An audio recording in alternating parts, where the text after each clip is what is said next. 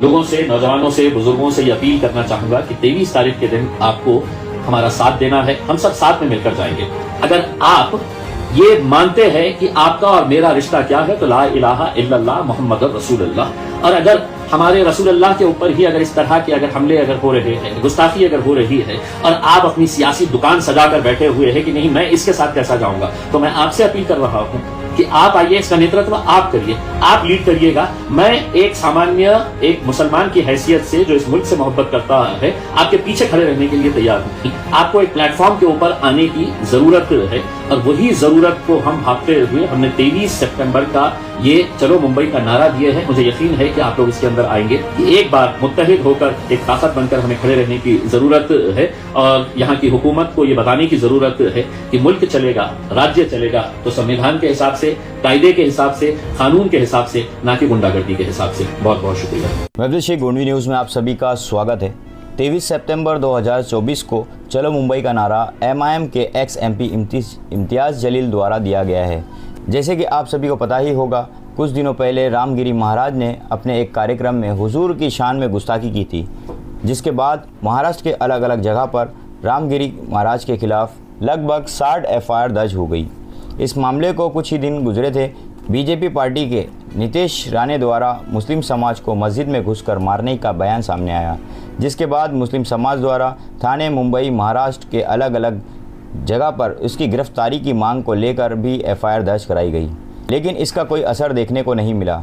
जिसके बाद मुस्लिम समाज ने हाई कोर्ट में भी पिटीशन दायर की। एक्स MP इम्तियाज़ जलील ने सरकार को 5 दिनों का टाइम दिया कि अगर रामगिरी महाराज और नीतीश राणे के खिलाफ सरकार सख्त कार्रवाई नहीं करती है या कोई सख्त कदम नहीं उठाती है, तो महाराष्ट्र में एक बड़ी रैली निकाली जाएगी। मुस्लिम समाज और इम्तियाज़ जलील ने 23 सितंबर को चलो मुंबई का नारा दिया है, जिसमें वे सरकार से नए कानून की भी मांग करेंगे, ताकि फ्यूचर में भी अगर कोई इसी तरह की धार्मिक टिप्पणी करता है, धार्मिक आस्थाओं को ठेस पहुंचाने की कोशिश करता है, तो उसके खिलाफ सख्त से सख्त कार्रवाई की जाए। क्या कहा इम्तियाज़ जलील ने, आइए जानने की कोशिश करते हैं इस वीडियो के माध्यम से। तो ऐसे ही तमाम वीडियोस और अपडेट्स के लिए देखते रहिए गोंडवी न्यूज़। आपकी जानकारी हमारी जिम्मेदारी। जिसने अभी तक हमारे चैनल को सब्सक्राइब नहीं किया है, सब्सक्राइब कर ले और दिए हुए बेल आइकन को ज़रूर दबा लीजिए। ये वीडियो आपको कैसी लगी कमेंट करके ज़रूर बताइए। आइए बढ़ते हैं इस वीडियो में।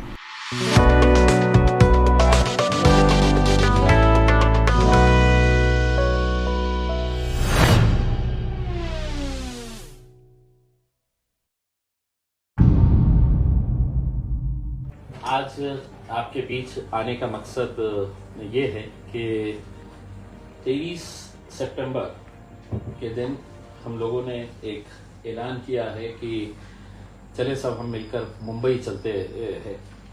बहुत सारे लोगों ने सवाल किया कि क्यों जाना है, कैसे जाना है, कब जाना है करके। तो मैं कुछ बेसिक जानकारियां आपको देना चाहता हूं। क्यों जाना है, इसका मकसद ये है कि आज महाराष्ट्र के अंदर जो हालात है, जिस तरीके का जाति धर्म का एक नंगा नाच खेला जा रहा है, उसे देखते हुए कहीं ना कहीं ऐसा लग रहा है कि कानून अंधा है। हमने सुना था, लेकिन अब देख भी रहे हैं। हमारी कोई पैरवी, हमारी कोई आवाज़ न हुकूमत सुनने तैयार है, न पुलिस कार्रवाई करने के लिए तैयार है। बड़े अफसोस के साथ कहना पड़ रहा है, अदालतों का हम बहुत सम्मान करते हैं, लेकिन अदालतों से भी जितनी उम्मीद थी, वो उम्मीदें भी हमें पूरी होते हुए नजर नहीं आ रही है। ऐसे हालात के अंदर हमारे पास 2 ही रास्ते हैं। एक तो जो चल रहा है उसे खामोशी से सुन ले, देख ले, बर्दाश्त कर ले और घर में बैठ जाए। और दूसरा ये है कि अगर अपने मुल्क से मोहब्बत करते हैं, अपने इस राज्य से मोहब्बत करते हैं, महाराष्ट्र से अगर हमको प्यार है और ये जानते हैं कि हम सभी को साथ में मिलकर रहना है, तो ऐसे हालात के अंदर कहीं ना कहीं जो गलत हो रहा है उसको उजागर करने की जरूरत है। सरकार, पुलिस और प्रशासन के ऊपर ये दबाव डालने की जरूरत है कि ये मुल्क कानून के हिसाब से चलेगा, ये मुल्क कायदे के हिसाब से चलेगा, ये मुल्क जमहूरी तर्ज के ऊपर अगर चलना है तो संविधान के हिसाब से चलेगा। कहीं गुंडागर्दी के हिसाब से, किसी गलत तरीके से जो गुंडे मवाली जो हरकतें आज कर रहे हैं, उनकी जो हौसले बढ़ते जा रहे हैं, वो इसलिए बढ़ते जा रहे हैं कि कहीं ना कहीं पीछे से सरकार को इनका समर्थन है, कहीं ना कहीं पुलिस के हाथ बंधे हुए है। तो ये सब चीजें सामने लाने के लिए, सरकार को नींद से जगाने के लिए हमने ये ऐलान किया कि 23 तारीख के दिन हम मुंबई चलेंगे। अब पूरे महाराष्ट्र से हमने लोगों से ये अपील किया है कि अपनी गाड़ियों के जरिए आप मुंबई पहुंचे। अब कब पहुंचना है, कैसा पहुंचना है, कहाँ पहुंचना है, ये हम आपको आगे जब फेसबुक लाइव करेंगे इसके अंदर ये जानकारी देंगे। अभी ये जरूरी है ये बताना कि हम मुंबई इस वजह से जा रहे हैं कि हम महाराष्ट्र के मुख्यमंत्री को एक संविधान की कॉपी भेंट करना चाह रहे हैं। हो सकता है कि उनके ऑफिस में कहीं संविधान की प्रति जो है वो फ्रेम कर कर लगी हुई होगी, लेकिन मुख्यमंत्री साहब की नजर उसके ऊपर कभी गई नहीं होगी। हो सकता है कि उनके ऑफिस में कुछ जो किताबें रखी हुई होगी उसमें एक संविधान की कॉपी भी रखी हुई होगी उसमें। हो सकता है कि महाराष्ट्र के पुलिस के कई अधिकारियों के पास ये संविधान की कॉपी उनके ऑफिस में मौजूद होगी, लेकिन शायद वो भूल गए हैं कि ये देश चलेगा तो संविधान के हिसाब से चलेगा। हमारी नाराजगी किस बात को लेकर है, और सिर्फ मेरी नाराजगी नहीं है, सिर्फ मुसलमानों की नाराजगी नहीं है, बल्कि मैं समझता हूँ इस मुल्क के तमाम वो सेक्युलर लोग, अपनी सेक्युलर सोच जो रखने वाले हैं, उन्हें भी लगता है कि कहीं ना कहीं कुछ गलत हो रहा है, लेकिन कोई बोलने के लिए तैयार नहीं है, कोई खड़े रहकर आवाज उठाने के लिए तैयार नहीं है। शुरुआत कहाँ से होती है, तो यहीं पे एक रामगिरी नाम का शख्स हमारे हुजूर अकरम सल्लल्लाहु अलैहि वसल्लम, prophet Mohammad peace be upon him, इनके बारे में एक बयान देता है, और इतना घटिया और घिनौना बयान देता है वो। और उसके बाद महाराष्ट्र के मुख्यमंत्री एकनाथ शिंदे साहब आते हैं, ये जानते हुए कि महाराष्ट्र के अंदर बहुत गुस्से का माहौल है, लोग एफआईआर रजिस्टर करवा रहे हैं, वो आकर उसकी पीठ थपथपाते हैं और कहते हैं कि हम तुम्हारे बाल को भी धक्का लगने नहीं देंगे। यानी कि जो सोच उस रामगिरी की है वही सोच महाराष्ट्र के मुख्यमंत्री एकनाथ शिंदे साहब की है, वही सोच देवेंद्र फडणवीस साहब की है, और वही सोच अजीत पवार साहब की है, क्योंकि सरकार के अंदर ये तीनों बैठे हैं। और मुख्यमंत्री जब कोई स्टेटमेंट करता है तो वो अपने सरकार की तरफ से करता है, यानी कि इसका मतलब साफ है कि हुजूर की शान के अंदर गुस्ताखी सिर्फ अकेले एकनाथ शिंदे साहब ने नहीं की है, बल्कि उनके साथ देवेंद्र फडणवीस साहब ने की है, उनके पूरे मंत्रियों ने की है, और उसी के साथ साथ अजीत पवार साहब और उनके पूरी मंत्रियों ने भी इस बेहुरमती के अंदर वो भी उतने ही जिम्मेदार है। तकरीबन 60 एफआईआर पूरे महाराष्ट्र में और महाराष्ट्र के बाहर रजिस्टर किए गए। ये रामगिरी के खिलाफ कार्रवाई होनी चाहिए। उसमें कार्रवाई तो बहुत दूर की बात, एक सादी नोटिस भी उसको पहुंचाई नहीं गई, और पहुंचाते भी कैसा, क्योंकि महाराष्ट्र के जो मुख्यमंत्री है, जो इनके माई बाप है, उन्होंने ही आके कह दिया है कि हम तुम्हारे बाल को धक्का नहीं लगाने देंगे। अब कई सारे पुलिस ऑफिसर्स बहुत अच्छे हैं, बहुत अच्छे से अपना कर्तव्य निभाते हैं, उन्हें भी ऐसा लगा कि मैं कैसे कार्रवाई कर सकता हूं जब मुख्यमंत्री ने ही साफ तरीके से उसकी सुरक्षा की जिम्मेदारी ले ली और इसे ये कह दिया है कि भाई हम आपके बाल को भी धक्का नहीं लगने देंगे। तो ऐसे हालात के अंदर या तो हम खामोश बैठ जाए या कहीं ना कहीं अपनी नाराजगी का इजहार करें। हमने अपनी नाराजगी का इजहार एफआईआर रजिस्टर करवा के कर दिया। एफआईआर रजिस्टर होने के बाद जब पुलिस कार्रवाई नहीं कर रही तो अदालत चले गए। बॉम्बे हाई कोर्ट के अंदर जब इसकी पिटीशन लग रही थी तो जजेस ने ये कहा कि जब अदालत में ये बताया गया कि बहुत सारे लोग आंदोलन कर रहे हैं, भूख हड़ताल के ऊपर बैठे हुए हैं, लॉ एंड ऑर्डर का सिचुएशन है, तो अदालत ने कहा कि क्या आप हमारे ऊपर दबाव डाल रहे हैं। और अदालत ने बड़े अच्छे तरीके से कहा कि पुलिस वालों साइबर सेल की मदद लो और वो जो क्लिप है वो क्लिप निकाल दो करके। हम ये उम्मीद कर रहे थे कि अदालत कम से कम ये कहेगा कि इतने सारे एफआईआर रजिस्टर हुए हैं, कहीं ना कहीं कोई अच्छी कार्रवाई करनी चाहिए, पुलिस ने अपने कर्तव्यों को निभाते हुए अपने कार्रवाई करना चाहिए करके ये हम उम्मीद कर रहे थे। लेकिन अदालत ने ऐसा कुछ नहीं कहा।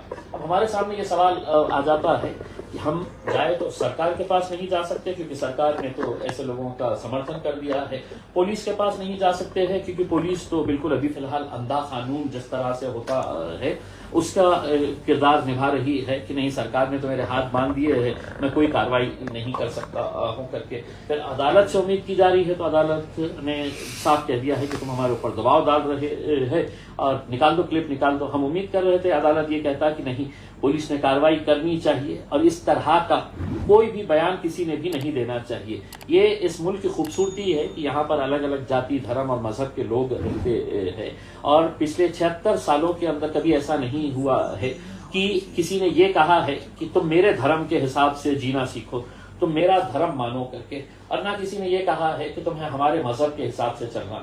ये इस मुल्क की खूबसूरती है कि जब मुल्क आजाद हुआ तो यही बताया गया कि तुम्हारी मस्जिदें रहेगी, तुम्हारी मंदिरें रहेगी, गिरजाघर रहेगा, तुमको जिसकी पूजा करना है, तुम्हें जिसकी इबादत करना है, तुम कर सकते हैं करके।